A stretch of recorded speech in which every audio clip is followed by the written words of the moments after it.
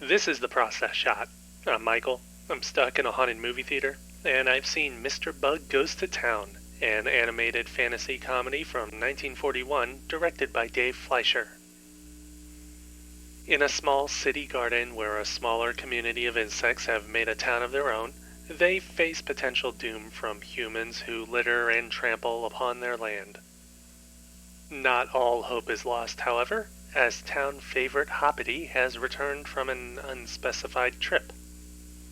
When he learns of his hometown's plight, he makes it a goal to find a way to save everybody, eventually learning that help may come when a human couple next door gets the money that they need to restore the garden. The only thing in Hoppity's way?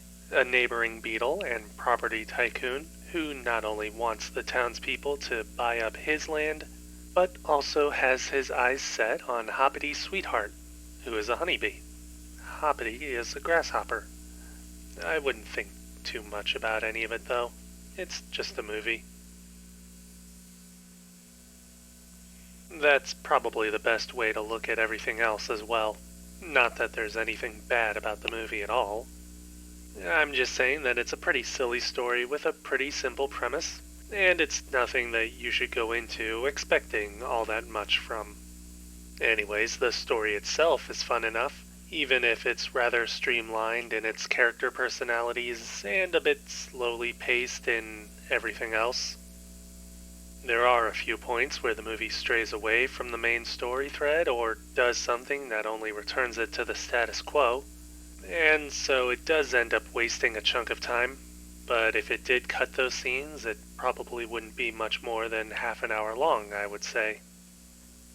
The different character performances are entertaining enough that the slow pacing becomes smoothed out, but it doesn't make up for the lack of any other depth.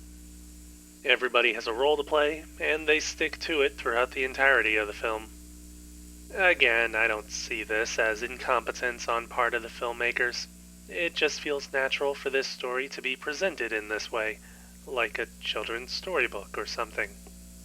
It's something to take at face value rather than analyze deeply, so I guess I'm just kind of wasting my time with all of this. Moving on, I can at least talk about the art design and animation in this film. It's not quite streamlined in the usual sense of the term, but it doesn't bog down the screen with extravagance or unnecessary detail.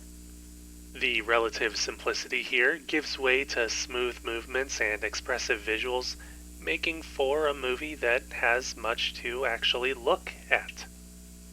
Cinematography choices also help develop a great sense of scale, which is important given the characters and the world they inhabit, making for some actually exciting scenes when human characters make their presence felt, ignorant of the insects below them.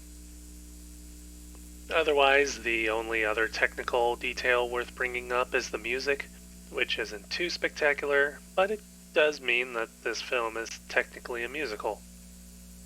Overall, though, I would say that even with its simplistic construction and predictable events, there's enough going on that makes it fun enough that you won't care enough to fret over anything like that.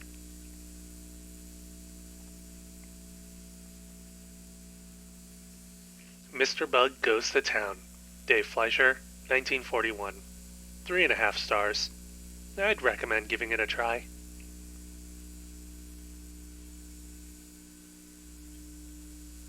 That's it for this review. If you liked it, leave a like. If you have something to add, leave a comment. Subscribe to the channel for more reviews.